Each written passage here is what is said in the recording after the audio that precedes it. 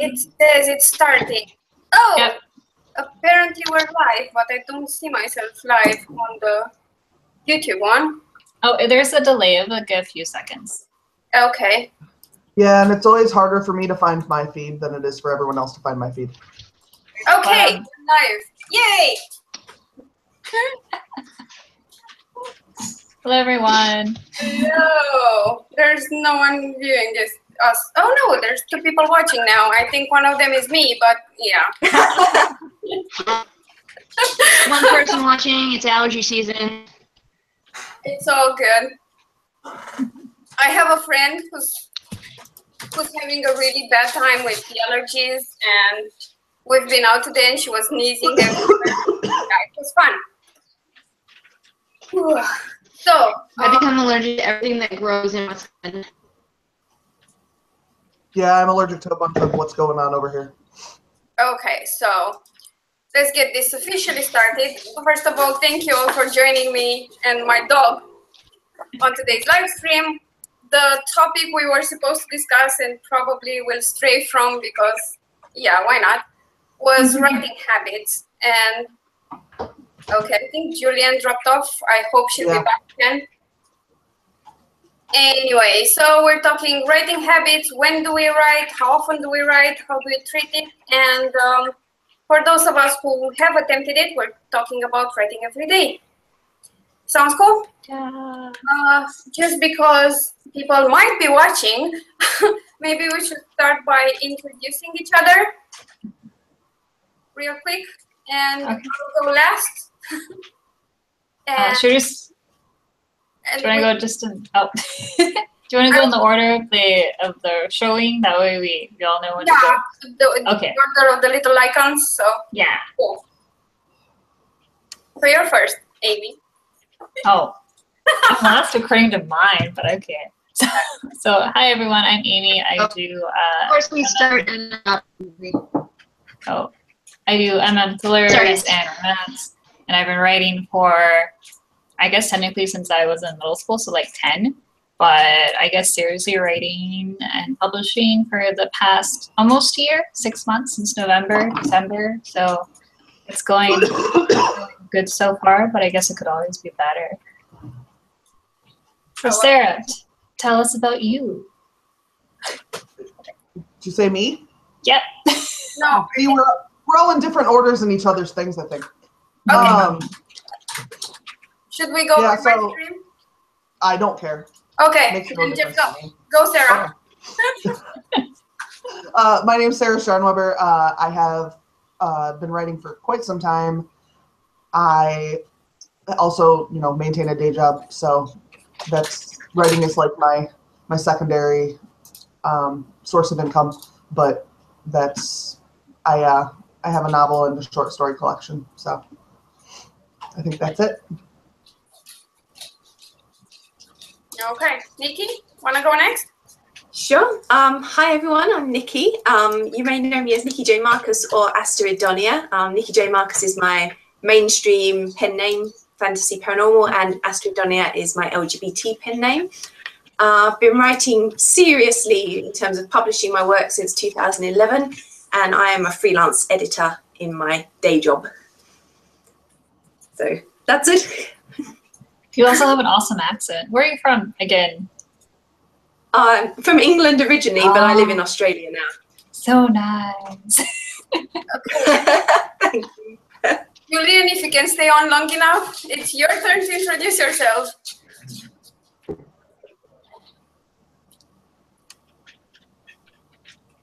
I don't think. Okay, I'll go until things normalize. Hi, if you don't know me. My name is Alina, I'm an author, I'm from Romania, and I've been publishing since 2014. And I've been writing since I was 10, like Amy. Oh, yeah. And writing has been my second career after all the other work I was supposed to be doing until this week. Yay!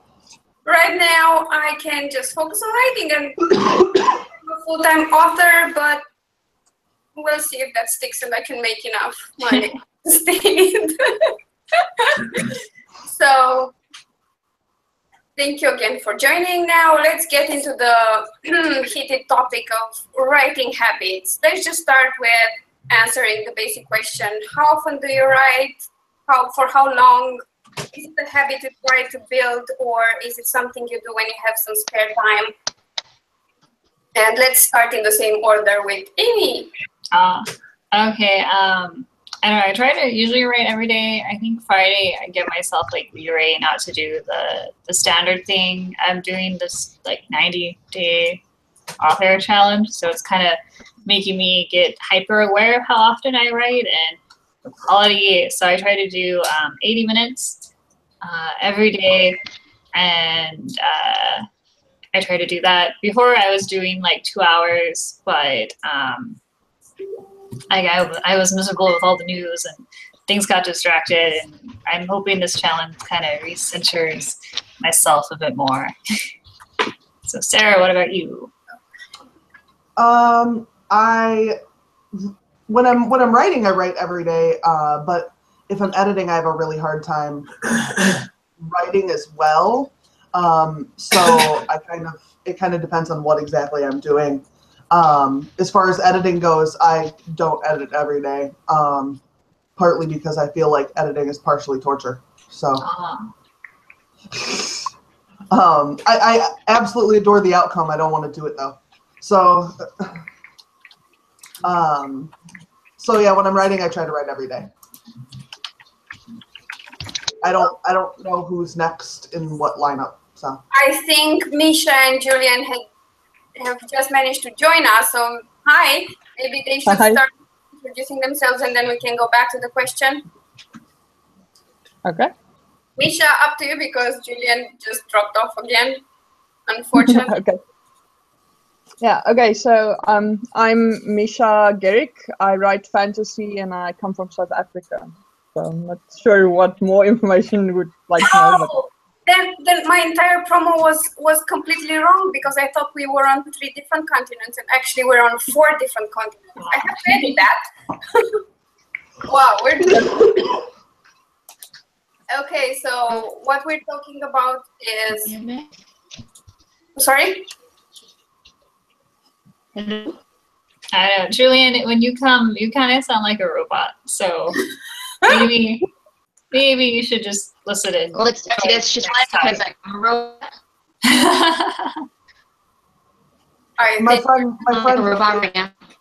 My friend who lives in the sticks sounds the same way when we do our stream. So that's probably one. So guys, I'm sorry to tell you, but the best country in the world to be living in the rural area, like the most remote place ever, and still have great internet is Romania. Sorry, I don't get. I'm kind of mad about that. I'm sorry. The thing is, like, I don't get phone signal anywhere at my grandparents', but I have high-speed internet.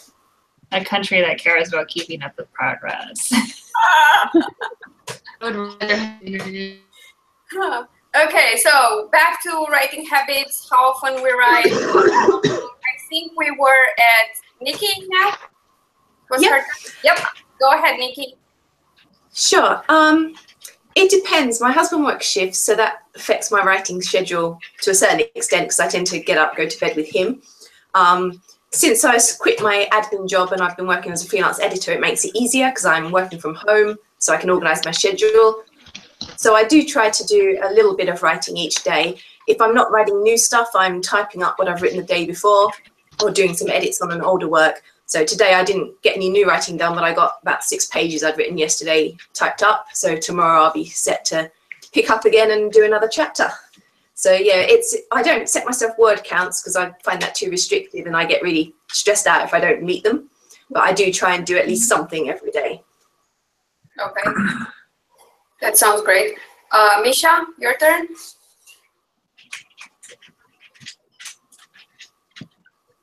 Okay, so yeah, for me at the moment, I try to write a little bit every day, but I started freelancing about a year ago, so my schedule is a bit all over the place at the moment, which means that sometimes I'm lucky if I can write once a week. Okay. And Julian, are you with us? I'm Kirby. Am I on the talk? I sound too much like a... Yeah, it gets interrupted all the time. I'm so sorry. If my audio is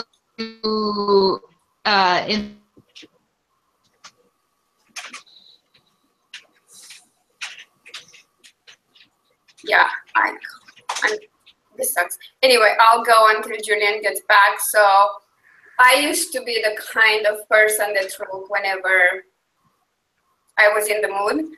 And usually it worked out because I could write a few times a week and get a few thousand words written in a session. But then I didn't write for about 6 months last year because reasons. Mostly I was stressed out and just wasn't working. So this year I decided I was going to write every single day. It didn't matter what word count I'd reach, but just write every single day. And it worked for about 5 months of the 8 that we've been through. But it's a good way of looking at it. But if it gets super busy or super stressful or work gets in the way, writing is just not going to happen. And I think the mistake I made is that I never considered any research or anything as writing time. I was just like, I didn't write any new words today. So that was kind of a nice setup for a failure. And I'm going to start again, starting next week. And I'm going to try to write for at least 2 hours a day, Monday to Friday. And then just take the weekend off, because maybe that will help. So this brings me to my next question. What's the biggest impediment to writing other than time? Like, if you have the time and you're about to write, what's the thing you have to deal with that stops you, I guess? I'll go first again. For me, it was the news. It was so horrible all the time, and I felt like wanting to be like an informed citizen and then also productive, which did not work well. And I don't know, it was horrifying. Very, yes. So that was for me the biggest thing since 45 happened. So, yeah, no, I totally get it. Sarah? I think the hardest thing for me to like maintain focus with is mess. Like, if I know that the cat box could be scooped and I should be doing the cat box, then that's what I need to do instead of writing. So it's just like getting random, basic, menial, everyday crap out of my way. Okay. Nicki? Probably a bit similar to Sarah. I'm someone who always says, why put off till tomorrow what I can do this minute? So I do tend to, for me, writing's the last thing on my list. I have my to-do list for the day and I have to get through all those chores and everything else before I'll let myself sit down and write. So as long as that's done, it's not too bad. The only thing that then distracts me is social media, because I only got my first ever smartphone about 5 months ago. So before then, if I was off the PC, I was off the internet. But now I've got the phone. So if it pings, I'm always like, oh, just check that out. And sometimes I chat to Alina, like, because of the time she wakes up compared to me. Often it's like my afternoon when I'm just getting to the end of the day, can do some writing, and sometimes Alina and I or someone else will come on and we'll have a quick little messenger chat. And so it's probably a mix of sort of Sarah's saying, got to get the stuff done, and then trying to just keep off Facebook and Twitter and that for a long enough time. Okay, sounds similar. Misha? For me at the moment, the biggest thing is really inspiration. When I'm more of a pantser than I am a plotter, so when I'm starting to write and I don't have a feeling of like next, that's usually the thing that can get to me, especially when I haven't written in a while. It's not as easy for me to just jump in and get going again because I've lost a kind of a sense of momentum. So then I just literally need to get back into, even if it's just to write nonsense for a while before I can actually get into write properly, because otherwise I'd never write anything. Okay, for me it's sort of similar to Nicki. The thing is, whatever I've been working on over the years, it always involved people from multiple time zones and people that needed a reply kind of fast. So when I was starting to write, at exactly that moment there would be an urgent email or some message on Facebook, and if it were just friends or something like that, I could ignore it. But mostly it was people I worked with that needed help with something, and I just got pulled out of the whole flow over and over again. I can get back to it quite quickly sometimes, but other times it's just impossible. And then there's my own version of procrastinating and watching YouTube videos and checking Facebook and checking my stats 10 times and going to Amazon and checking those sales 10 times a day because, you know, why not? Because we've talked about impediments, let's talk about what stimulates your flow when you write. Like, what inspires you, what keeps you focused? Oh my. I started getting up earlier. I don't know, like I figured like I would stay up really late to write, and I figured if I woke up early, it would be like just the same thing except a different order. And when I woke up earlier, I'm still like half asleep, and I'm not worried about the news because I'm still half asleep. But I just tell myself, just don't check any news sites. So, and I think I've heard of people say, oh, I get up early, and I used to do it in high school.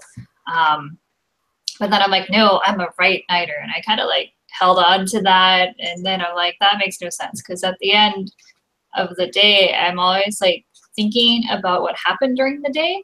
So I'm not really focusing on the writing. So I guess getting up and getting early and getting the next book out is a very stimulating thing I'm doing. I don't know, I'm trying to do like an artist date once a week. So like last week or this week I saw a movie, and last week was also a movie, but movies can kind of stimulate creativity in me a lot. Okay, thank you. Sarah? Mine's more of a mood thing.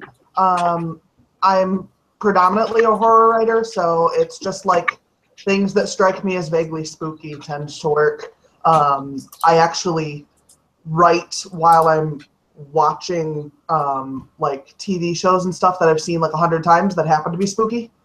So it's more of a tone. Or I watch like Ghost Hunters. So because it's just the mood is set, but I'm not really paying attention to what's going on. But I still don't feel like I'm all alone in a room talking about spooky stuff. So that's pretty much it. Nicki? Yeah, can you just repeat the question for me, Alina? Are we talking about sort of the moods for writing or when we choose to write? Because I didn't quite catch you earlier. It was more like what inspires you and what keeps you on point focused and helps you write easier, like the opposite of the other question. Yeah. Okay. I don't know if I particularly have anything. I mean, I'm a very keen music lover normally, but I have to have absolute silence when I'm writing because it's too distracting. I'll just start singing along to the songs and I'll stop writing completely. I like silence. I like to just completely immerse myself in what I'm writing. And sometimes, as we're talking about TV shows and things, sometimes they might inspire me with a story idea, but when I'm actually writing it, I don't want any distractions or any external sort of influences. I just want to sit there with my pad and my pen and just write. So I can't write when my husband's here. Even if he's in a different room doing something else, I just can't do it. I have to be absolutely alone, absolute quiet. And I find that the best environment to write in. Misha? For me, it's basically music. For every project that I work on, I basically create a soundtrack that basically suits that exact mood of that thing that I'm writing on. So then the moment for example, let's say I want to go work on my urban fantasy thing, then I would have an urban fantasy playlist that I put up. If I want to work on something spooky, then I'd have a spooky playlist. And then just that moment that I start playing a few songs into it, usually it just gets me into that, my brain just switches over to it. And it's sometimes annoying because I have like one or two songs that are related to one specific story, and then if I hear that song at random on a radio or something, then my brain immediately like, oh yeah, let's write it down. And I'm in the middle of nowhere in a mall or something, and then I have nothing to do. So, but that's basically my thing. I trigger myself by playing a certain bunch of songs for a specific project that I would be working on at the time. Okay, thank you. For me, it's basically coffee.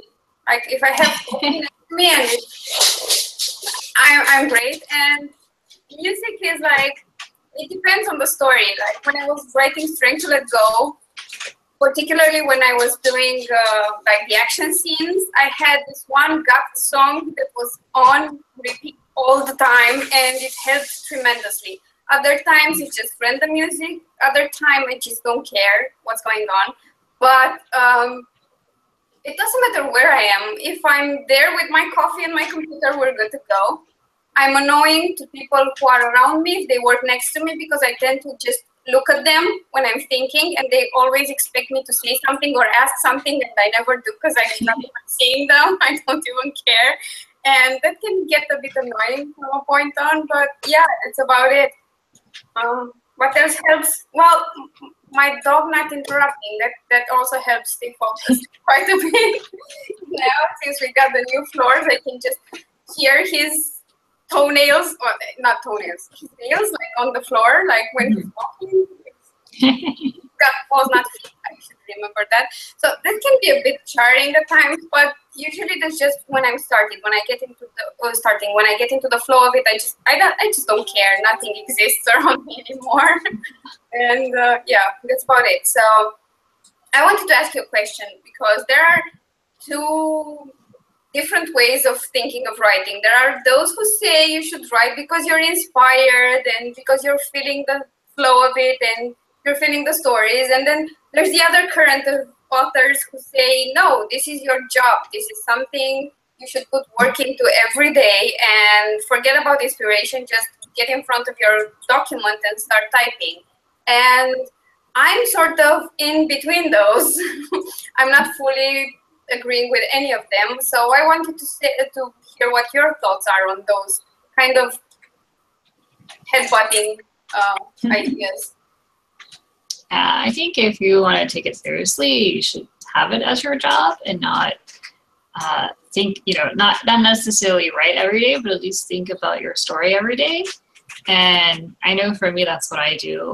And usually sometimes if I'm not feeling inspired, if I just go for 20 minutes, I usually get inspired by that point. So I would tell people who don't feel like it, at least you should maybe try to start, and then if it doesn't work in like 20 or 10 minutes, if you don't get any kind of flow, then maybe you should then stop. But at least try, like you don't write anything at all, then you have nothing to edit and nothing to put out there. It seems kind of sad. I don't know. I feel bad if I don't write. There's that guilt aspect as well. Oh yeah. Okay, Sarah? I tend to just want to write every day when I'm writing something. It tends to become rather pushy in my head, and so like even if I think I'm going to take a day off, I end up accidentally opening my thing and starting to write. So I think when I'm writing, I do write every day. But like I said, editing is not the same thing to me. So but when I'm actively writing something, I tend to kind of tear through it. Okay. Nicki? I'd say I'm probably a bit in the middle like you as well, Alina. Although, like Sarah, if I've got a new project on the go, then I do tend to want to get on with it every day. Like the fact I didn't write anything new today, I was just typing up yesterday. There's sort of part of me that's thinking, oh, I should have got onto that next chapter, and I've got these ideas, this is what's going to happen. So that'll probably keep me awake all night, and then I'll be too tired to write tomorrow. But I haven't actually been at a stage yet where I've not had a story ongoing. So pretty much, at the moment it's weird because I've only got one project that I'm working on. Usually I've got 2 or 3 things ongoing. So I never actually reach a point where I've stopped one and I have a break before starting something else. So I've always got something going on. But I think for me, the hardest thing would be if I finished a project and I didn't have something else that I already had an idea for. that would be the point when I'd be sort of like, well, do I have any inspiration to write, or what am I going to do because I haven't got a story planned? That's probably the only thing that would hold me up, I think. Thanks, Misha. Okay, so for me, I'm also in the middle. I kind of think of it in terms of where I kind of have this checklist in my head. So for me, it's a situation of, okay, can I write anything? Yes. Then I try to write regardless. So I try to set up in the morning at least an hour where I just have a sprint session where I take 5 minutes at a time and sprint for 5 minutes and then check how far I'm going and then rest a bit and then another 5 and so on. But if I feel like I really can't write anything, I'm in or something, just exhausted, then I don't push my. I have done that before, and that usually it's, yes, fine, I might produce like 1,500 of workable words, but at the cost of about 6 months of non-production because I've burned out. So I kind of try to strike a balance between writing every day, but also writing not past a certain point. If I'm not, and I'm still feeling too tired to actually write, I just say, no, you know what, tomorrow's just as well. So that's. Yeah, that's exactly why I'm a bit in the middle, or I used to be. We'll see how it turns out now that I'm switching to focusing on writing alone. But the problem was I was really trying my best to write every day, and I was just conveniently forgetting that I have a million other things to do when I was chastising myself for not doing the right amount of words, or not writing quite every day in a couple of days. And yeah, when you get on the verge of a major burnout, you kind of learn to let go and put all the effort you can put into your writing and your author career. But then if you're just too tired and your health is kind of suffering, then it's time to just take a break. And that's kind of ironic, seeing how this weekend, like from Thursday to now, was my first real break this year. All the other breaks were when I was sick. Aww. I'm trying to do better. I'm really trying to do better. And I don't know, I'm just like, I'm feeling like we put a lot of pressure on ourselves, and I feel the exact same thing that Amy said. I feel super guilty when I don't write every day. And then I feel like I'm a failure as an author and I should be doing more. And we get into that imposter syndrome. So this leads into my next question. Have you ever experienced that, and how have you dealt with it? You're a fraud as an author? I think I'm too egotistical.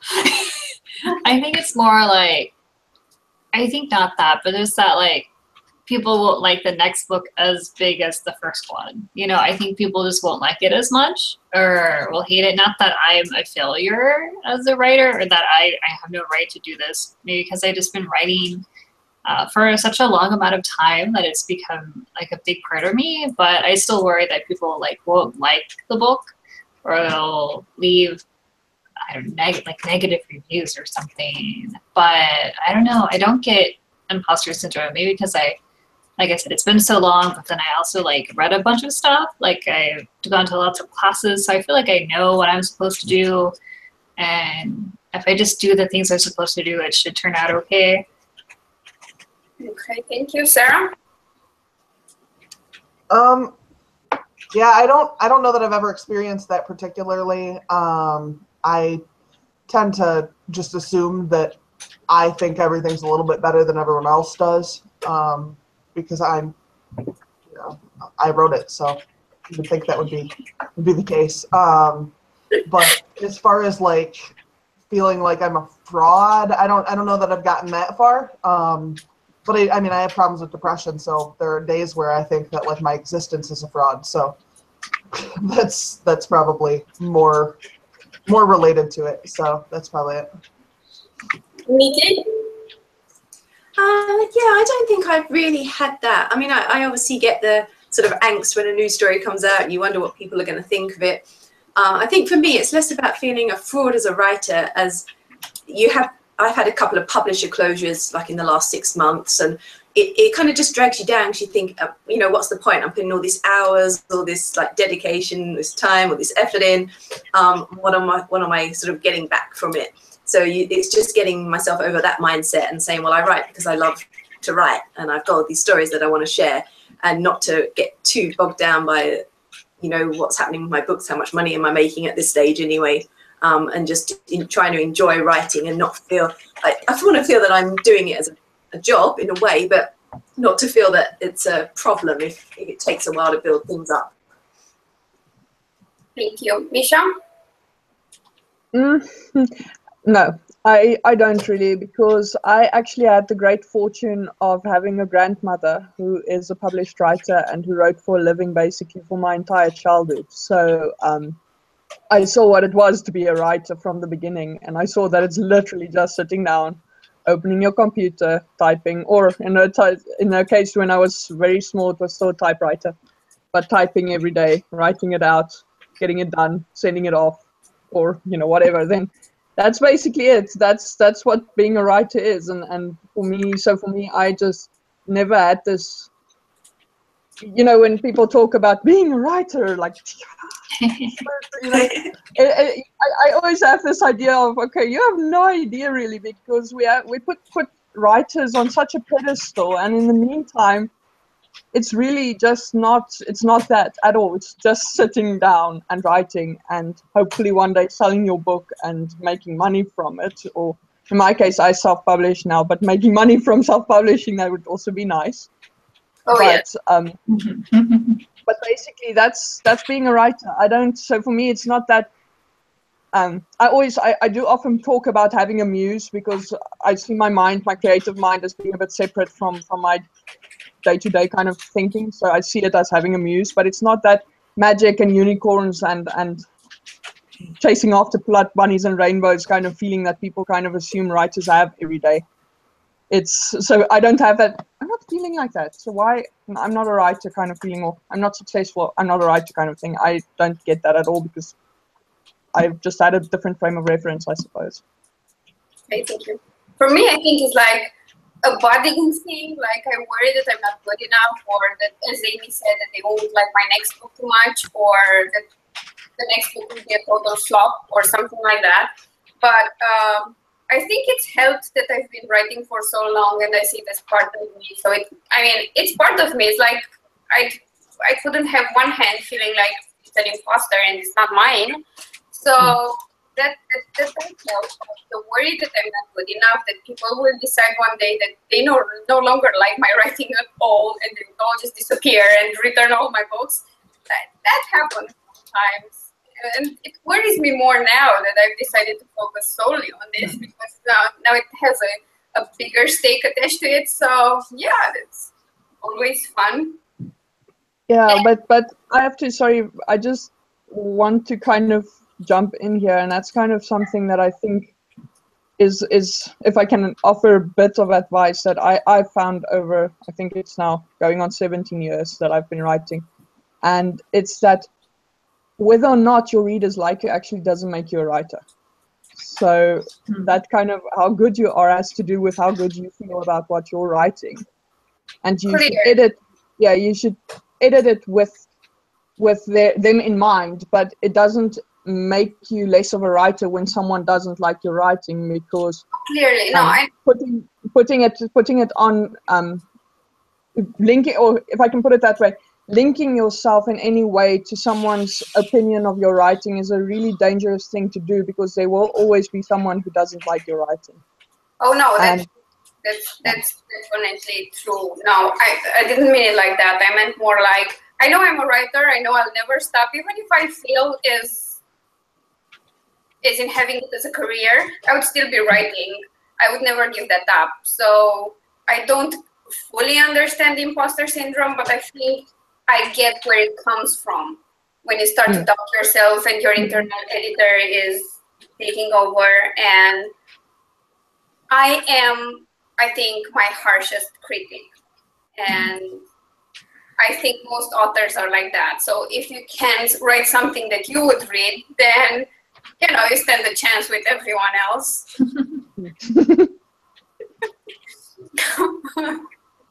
And I know I had an easier time reading edits that Nicki sent me than my own work and editing myself before submitting. It was a lot more painful than reading someone else's edits. Even if the whole document was read, it was still, it was like, oh, good, they're actually trying to make this better, so there's something to improve here.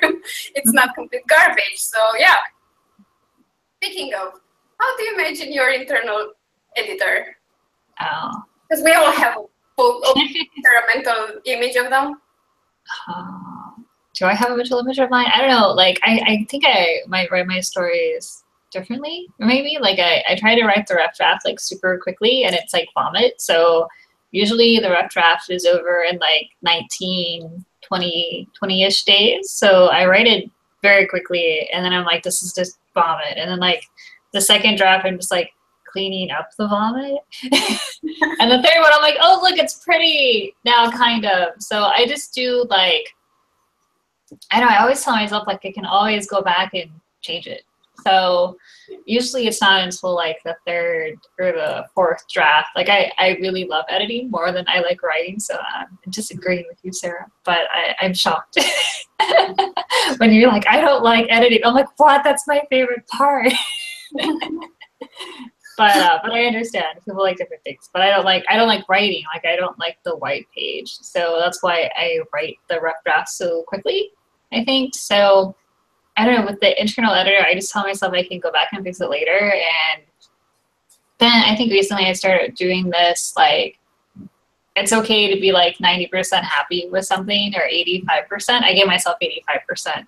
Like one of the books I wrote last time, I remember when I put it out there, it was only like 85% happy. And like as time goes on, I'm all like, I'm happy with it. Sure, I'm 100% happy with it. That's good. So I think it's the more time you distance yourself between the word, the more happy you get with it. Probably. Sarah? Oh my God. What the hell? Pretty exciting over there. If you're wondering what it is, that's some guy in a horse-drawn cart just selling stuff and yelling. Because 2017 city of Ploiești, Romania. Oh my God. Yep. Wow. Okay. It was fun. Okay. Couldn't have planned that. Oh, back to the question. What was the question? About how you manage your, as far as my internal editor goes, I started doing Nano about the same time I started doing, about the same time I started taking writing seriously.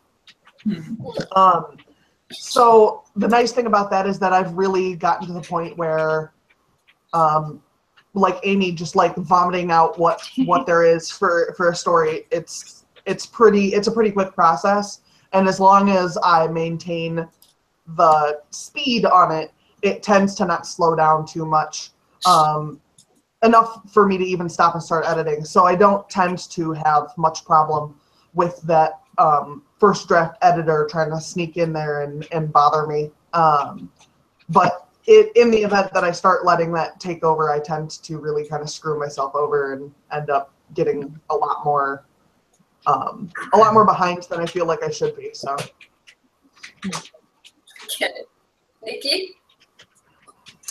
I'm quite different from Amy. My first drafts tend to be quite lengthy, but they're usually pretty solid, so that I'm not really going back a lot. I've pretty much got everything out, and I am a pantser, I'm not a plotter, so I am working out the story as I write. But I think in some ways being an editor as my other job is both a help and a hindrance. It's a help because yes, I can spot things a lot easier. I know what I'm looking for, but it does slow you down. And I have to really be quite strict with myself sometimes, because I can sit there and agonize over a sentence in the first draft, and you have to go, look, just get the story down. You can come back and agonize over, you know, your hanging prepositions or whatever later. And that's something that I had to work hard at. And I used to do just type straight into the computer the first draft, but because I was doing too much computer time with all the editing work as well, I started doing a handwritten first draft. And I found that's been a big help because I can scribble that a lot quicker. I'm less inclined to tweak it as I write. And then I can do a little mini tweak when I type it up. And I found that's really helped silence that sort of internal editor, at least until I get a solid first draft out. Okay, cool. Misha? So I'm the same. I actually write everything by hand first, and then I basically give it a month, open it up, and then I look at what I've done, and then I plan according to what I like the most, rewrite it to my computer, and then I edit. And I specifically started doing that because my internal editor is a bit of a bitch. So yeah, so I kind of just had to figure out a way to say, listen, you might as well shut up because it is not going to change until it is finished. So just that's basically, I started doing that about 7 years ago, and it's part of my method now. I can try to write something directly to my computer, but almost as soon as I write a sentence, then I want to go back and, okay, no, is this the best way of saying that? Is it? No, it's not. No. Can I really say that? Someone's going to be angry if I say that. Someone is going to think that I'm a bad person, you know, and all that kind of nonsense, and then I just stop. Or worse, I edit so much that I actually kill my own project before it's really born. So for me, I write by pen, and then I can't erase anything until I know exactly. Also because I'm a pantser, I find that a lot of things that just jump without me actually knowing why it's there. Only at the end of the story. But if I was editing as I was writing, then I would have taken it out, and then my story wouldn't be as good as it was because of that random spontaneous thing that occurred. So that's basically why I don't let the internal editor say anything until I'm at least 2 drafts in, and then I can say, okay, no, let's look at this as if I didn't write this, and then it's also kind of, it has a thing for me where it wants me to be somewhere, I don't know, better than other people, but I can't do that. So I just say, okay, let's just assume I didn't write this. What do you really think about it? And then if I get suggestions from my internal editor, then I can hone it and focus it on actually improving instead of destroying my own work and a bit of self-undermining. So yeah, that's basically my internal editor. For me, it's like a bit like Nicki. I don't revise a lot after I get the first draft written. I am not your typical planner. I do plan, but my process does not involve outlining a lot, you know, on paper in a physical form. I just spend a lot of time with my characters and my story in my head until I can see it from start to finish. It's kind of like directing a movie, I think, a bit. And then when I see it all and it flows nicely and everything is where it's supposed to be, then I start typing it up. And it usually works super fast if I'm not, you know, screwing around and not writing. But if I start writing it, I can get a first draft written in a month, let's say a month and a half, for a lengthier novella or a novel. And the internal editor hits soon after that, when I read through my story and I make some minor tweaks, of course, but nothing major. And then I'm thinking like, yeah, now I can either submit that if I go through a publisher, which I don't do much these days, or I can send it to my editor. And that's when it happens, because I go on Facebook and I see everyone talking about how they rewrite 10 million times, and I forget that's not how I do it, because I've probably rewritten the story in my head 5 million times. So that's when my editor goes like, maybe there's a problem there. Maybe because you don't feel the need to edit your story 10 million times, it's your fault because it's a bad story and actually there's nothing to do with that story. That's when I have to shut my internal editor down. And I think, like Sarah said, because I did Nano and I started taking my writing seriously, I trained myself to ignore the editor until then, until the point draft was over and done with. But after that, I let the bastard take over. Yeah. Until I get my first email back from an editor or a publisher. It's just like, man, that book sucks.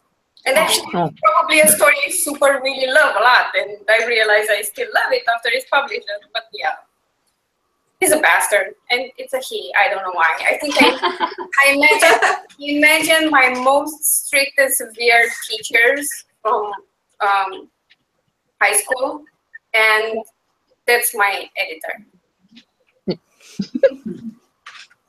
I can't picture the editor as a woman, because the women in my life that were involved with my writing were super kind of enthusiastic about my writing, so it doesn't work like that.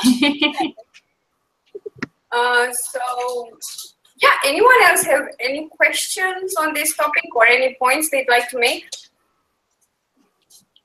I'm doing a challenge. If you guys want to join it. Oh, your 90-day challenge. Yeah, I'm doing a challenge. I don't know. Like I said, the new stuff was affecting me a lot, and it was bugging me. So I decided for like 90 days just to write down what I wanted. So I do like an artist day. I do critiquing. I read a book, and then I write for like 80 minutes a day. And then there might be something else. Oh, I exercise too, because I figured I wrote all the things down that I knew helped me write better, and then I decided like every week I'm gonna hold myself accountable for 90 days to do all this stuff. And some days I fail, and some days not. I think since I flipped it and I write in the morning now, I hate how like good it's been making it and how easy it's been making it, because I hate waking up early, but it's doing its job, so I can't be disgruntled with it. Okay. Yeah.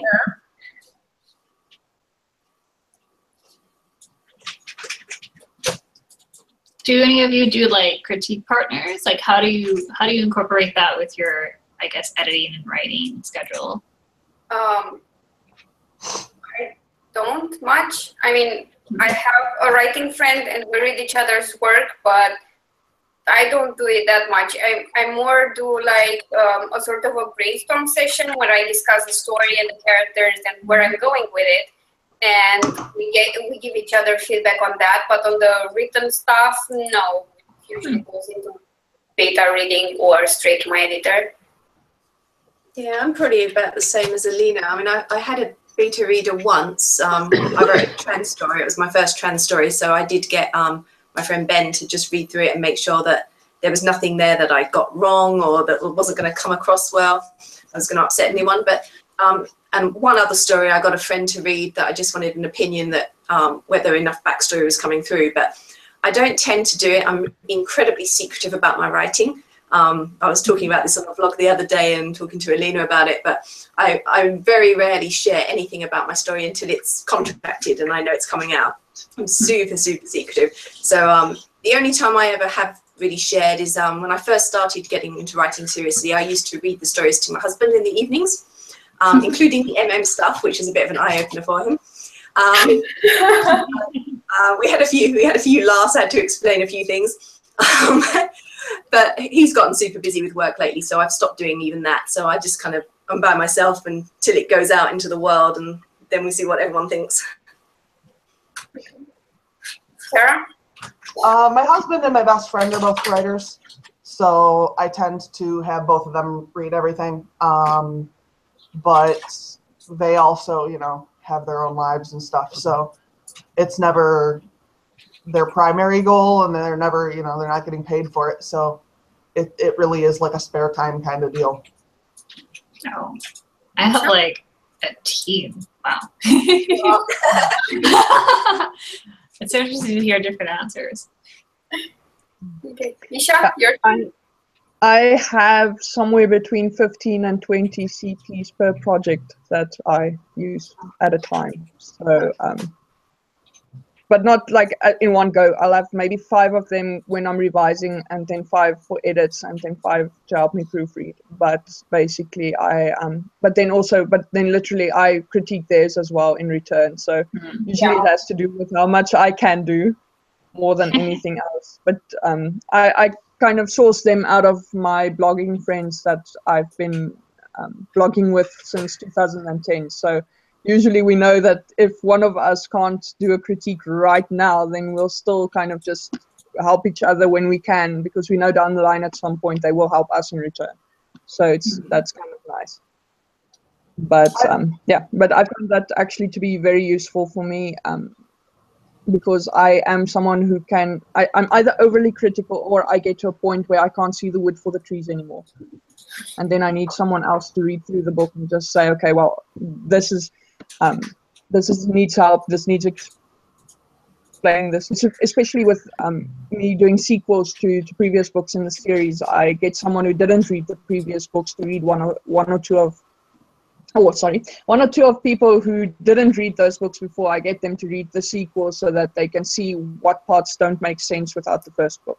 Because obviously not everyone is going to read the second book, read the first book. So that's basically an important part of my editing thing, is to have critique partners. Okay. Amy, tell us about your team.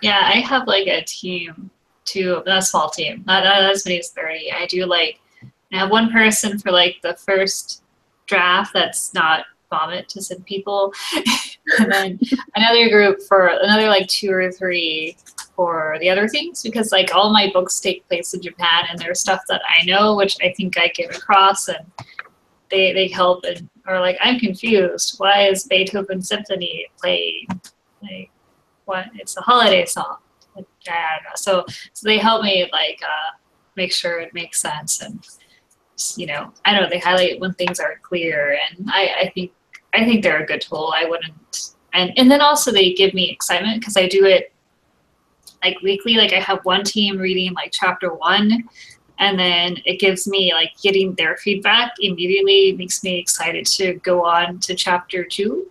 And sometimes with the romance book, which was really hard for me to write, I kept on thinking like, I want to make so-and-so really love this book, so I needed to work really hard on this chapter.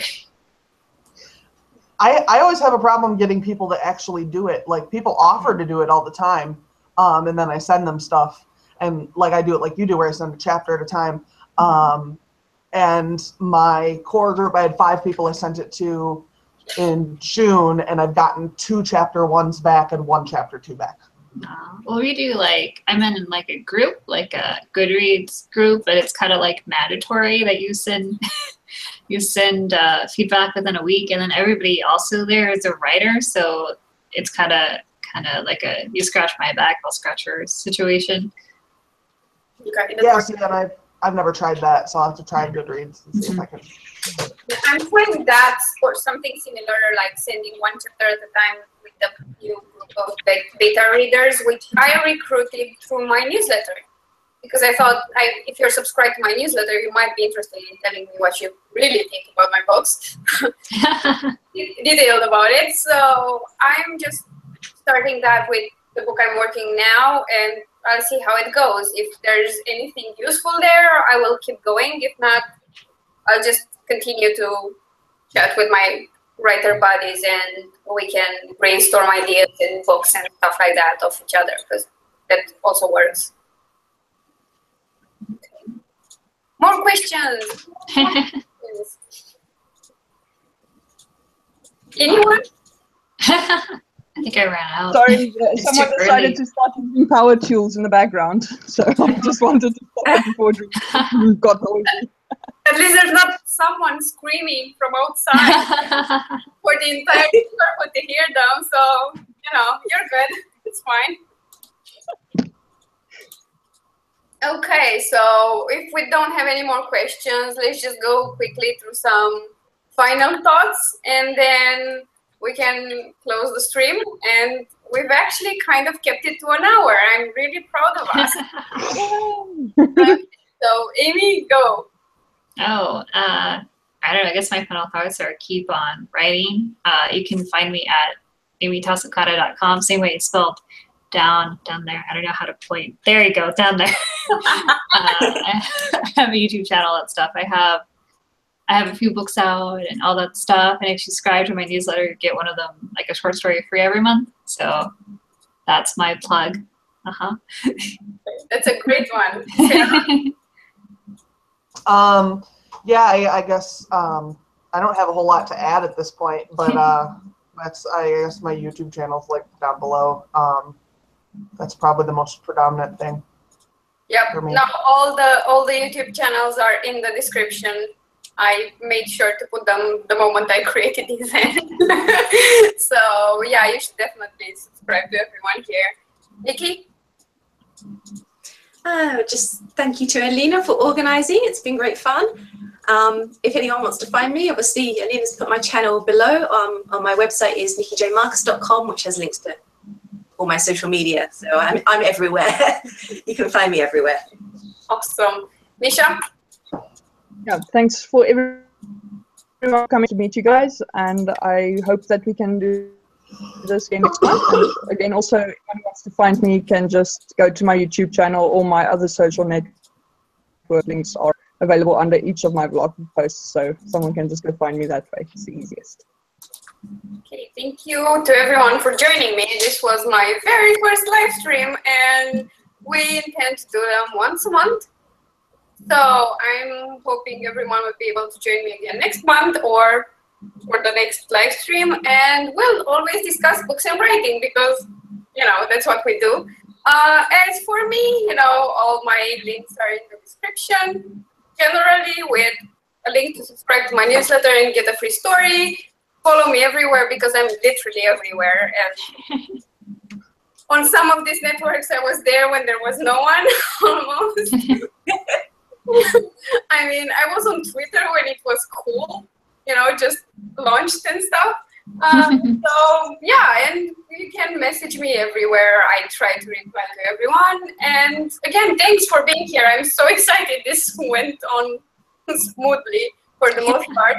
And hopefully next time we'll have less issues and everybody who's joined will be able to stay on stream. And have a lovely weekend, everyone. Bye. Bye. Bye.